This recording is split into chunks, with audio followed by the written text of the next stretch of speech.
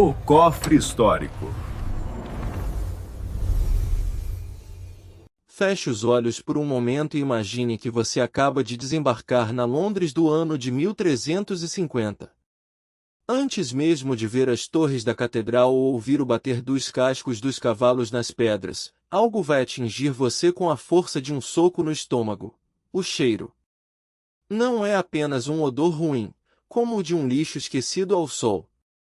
É uma massa densa, invisível e onipresente de decomposição, excrementos e resíduos industriais químicos que grudam na sua garganta e fazem seus olhos arderem. Bem-vindo à Idade Média Real, aquela que o cinema, com seus figurinos limpos e heróis perfumados, faz questão de ignorar. No episódio de hoje do Cofre Histórico, nós vamos abrir os registros sanitários e os relatos de época para entender como era, de fato, o cheiro de uma cidade medieval. E aviso logo, o que você vai ouvir é profundamente nojento. Para entender o caos olfativo da época, precisamos olhar para o chão. Nas cidades medievais, não existia o conceito de calçada limpa. As ruas eram estreitas, muitas vezes sem pavimentação, transformando-se em canais de lama negra sempre que chovia. Mas aquela não era uma lama comum. Era uma mistura de terra, urina de cavalo e porco, restos de comida apodrecida e, principalmente, dejetos humanos. Como não havia sistema de esgoto encanado, a solução para as necessidades fisiológicas era o bacio. Quando o recipiente enchia, o destino era quase sempre a janela. O grito de Ngari-Leau. Cuidado com a água! Era o único aviso antes que uma cascata de urina e fezes caísse do segundo andar diretamente na via pública. O historiador Ernest Sabatier descreveu Paris no século XII como uma cidade onde o odor era tão insuportável que o rei Felipe Augusto, ao abrir a janela de seu palácio, chegou a desmaiar com o vapor fétido que subia das valas. O cheiro era uma mistura complexa.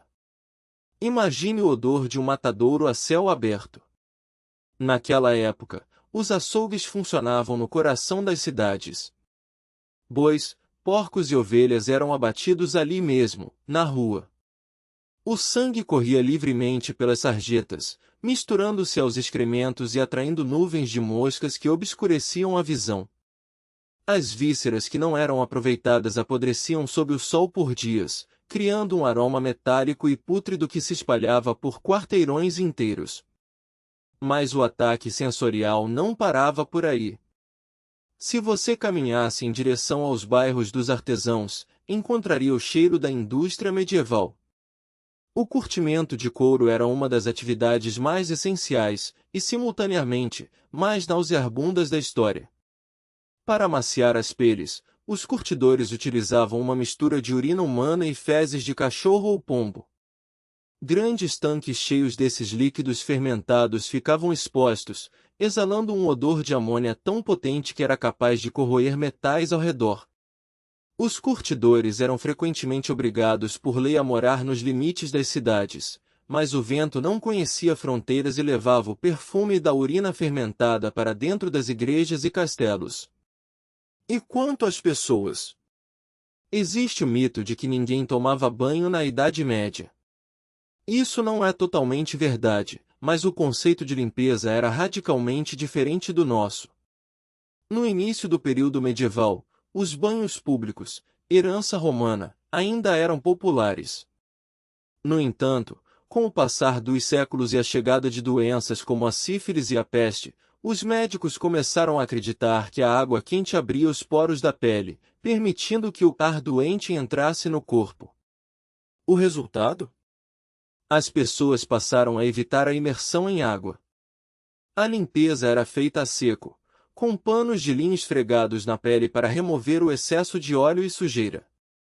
O suor acumulado em roupas de lã e linho que raramente eram lavadas criava um odor corporal pungente, uma mistura de gordura rançosa com azedo humano que impregnava todos os ambientes fechados. Até mesmo os lugares que deveriam ser sagrados não escapavam. As igrejas medievais eram depósitos de odores cadavéricos. Como os nobres e figuras importantes queriam ser enterrados o mais próximo possível do altar, o chão das catedrais era composto por lajes que cobriam corpos em diferentes estágios de decomposição. Em verões quentes, o cheiro de santidade era, na verdade, o gás da putrefação escapando pelas frestas das tumbas mal seladas.